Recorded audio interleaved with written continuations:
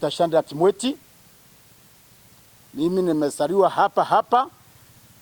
Hii market ndio nilikuwa nakuja kufanya shopping nikiwa kijana. Kwa hivyo hapa niko nyumbani. Lakini mimi siangaliangi nyumbani, naangalianga Kenya mzima, nikiangalia watu wetu wa Meru vile vile. Yangu ni machache sana siku ya leo. Niko na kitu moja tu imenileta, ambaye ni kubuletea vitu au medical equipment ya COVID-19 response emergency. Lakini kurudi nyuma hapo kidogo, kama vile chairman amesema, hii ndio si mara yangu ya kwanza kuja kwa hiyo hospitali. Na mimi nimefanya kazi ya medical equipment muda mrefu sana. Na wakati napitia mahali vitu ya hospitali inaweza kufika kwetu nyumbani, mimi ukimbia kunyakua kitu niletea watu yetu. Amen. In 2010 nilipata nafasi through the PPEs by then Mary Gali alikuwa na vitu, alikuwa na gawa ya x-ray. Nikamwambia huko kwetu ningetaka wafaidike. Akaniambia henda kwa mjumbe akuandikie barua, kwa sababu wewe hatuwezi kupatia hii vitu, inapatiwa watu wabaye wamepatiwa powers by the community. Nakumbuka wakati huo nilienda mpaka Nyayo House, nikapata the current governor, Governor Kiraito. Kaenda Nyayo House akanipatia barua, nikakimbia naye mpaka Ministry of Health Afya. Akanipatia mashini 4 ya x-ray. Moja nikasema iende Kinoro, ingine nikaleta hapa, ingine nikapeleka uko Maua Hospital, na ingine nikapeleka Marimat, hile isaidie watu wa Tharaka na watu wetu wa Mitunguu. I want to repeat what I've said, that Meru has given birth to a son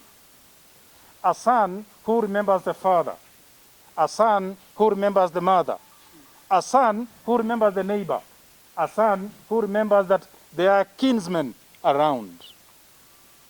If it were for any other person, he will be doing his thing. And you know, the kind of donation that you are receiving today is worth millions of shillings. He would have been very selfish, and every one of us is always selfish. He would have said, these things I was given, and then nobody, it is me and the PPEs and the CS have talked, so I can turn it into any other monetary things, the way many would be able to do.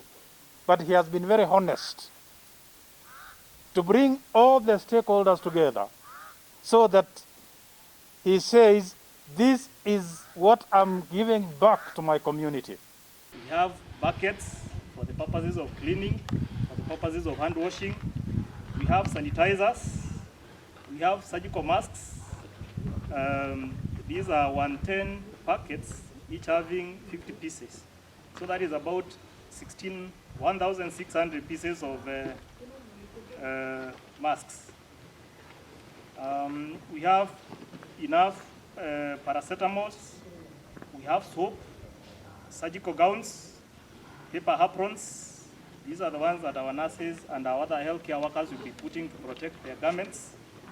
We have tongue depressors that we are going to be using for examining the patients. We have face shields, ile ya kuvalia hapa mbele. We have spray pumps, so at least we can keep on fumigating our compound. We have IV fluids. Hii ni ile maji tunawekea wagonjwa wakati wanafika hospitali wakiwa wagonjwa sana. Tuko na gumboots, tuko na jik mingi sana. Hii nafikiria itasukuma sisi mwaka yote. We even have goggles. This facility ni kuona hakuna mtu anatoka area hii anaenda hospitali mbali, because we will have everything that we need for this facility. Lakini mono tungetaka ujue, tunasema hivi, hatutaki watu wakuja hospitali. Tungetaka watu hao wanafuata mikakati ile inawekwa, so that sio watu wakuwa hospitali every day, because it is economic cost. There is a cost kuwa hospitali every day. Nonto kurigeria igo kwa nkurukia kwa ya kuoria. Prevention is better than cure. Kwa hivyo tumeomba hata facility yetu tunajipanga vile tutakuwa madaktari wetu wanatoka nje wanaongea na watu, so that you can be very healthy people, because community with very sick people we are going nowhere. Kwa hivyo leo tusiye kufurahia sana wakati nakuja hapa, sifurahii sana kuona watu wengi wakiwa hapa. Ningefurahia kusikia hakuna watu leo na facilities ziko, watu they are very healthy, they are working in their farms, they are working in their businesses, and that will make each of us happy. Lakini ikifikia hospitali mpaka contractor apewa kazi ya kuja, and we are having a lot of wastages. So we are pushing through the assembly. Serikali ya county kubali pesa ikuwe inapatiwa hii kamiti. Mnapewa pesa, mnajenga ile mijengo mnafanya. Hiyo itatusaidia. When you get this thing, you cannot be taken to India for treatment. You will be treated wapi? Here in Kenya. So things change. And things have changed.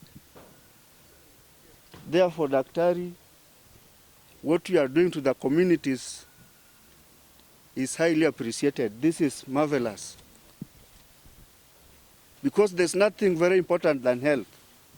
You cannot go to school kama you are sick. You cannot eat kama wewe ni mgonjwa. You cannot do anything. So health ndio kitu ya kwanza. Kwa hivyo mimi nakushukuru sana.